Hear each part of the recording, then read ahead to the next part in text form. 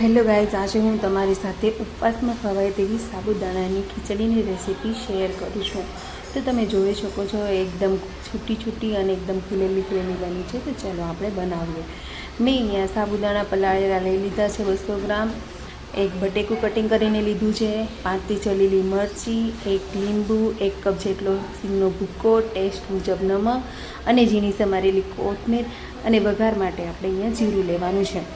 તો મેં અહીંયા એક પેનમાં 2 થી 3 ટેબલસ્પૂન જેટલું તેલ ગરમ કરી લીધું છે. હવે આમાં આપણે જીરું નાખવાનું છે. જીરું ક્રેક થાય એટલે એમાં આપણે બટેકા અને 1/2 ટીસ્પૂન જેટલું નમક એડ કરી એને સારી રીતે મિક્સ કરી લેવાનું છે.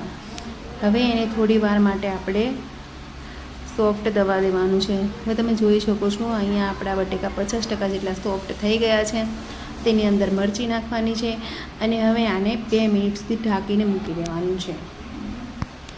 તમે જોઈ શકો છો આપણા બટેકા એકદમ સોફ્ટ થઈ ગયા છે. બટેકા સોફ્ટ થયા પછી જ આની અંદર આપણે સાબુદાણા એડ કરવાના છે. હવે સાબુદાણાને આપણે એડ કરી અને સારી રીતે મિક્સ કરી લેવાના છે.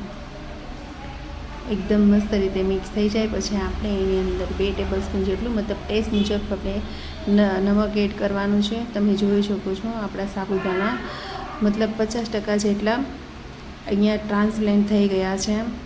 તો હવે આપણે એને સારી રીતે હલાવી લેવાના છે અને હવે આની અંદર આપણે સિંગનો ભૂક્કો એડ કરવાનો છે. સિંગનો ભૂક્કો એડ કરી અને આપણે એને સારી રીતે મિક્સ કરી લેવાનું છે. ગાઈઝ, હવે તમે જોઈ શકો છો મેં અહીંયા સારી રીતે મિક્સ કરી દીધું છે. હવે એને ધીમા ગેસ ઉપર આપણે ચડવા દેવાનું છે અને એક લીંબુનો રસ લઈ લેવાનો છે અને એને સારી રીતે મિક્સ કરી અને ઝીણી સમારેલી કોથમીર એડ કરી દેવાની છે. તમે જોઈ શકો છો ગાઈઝ, 10 મિનિટની અંદર આપણી ખીચડી બનીને રેડી થઈ જાય છે અને ખૂબ જ ટેસ્ટી બને છે અને એને દહીં સાથે સર્વ કરો તો વધારે ટેસ્ટી લાગે છે.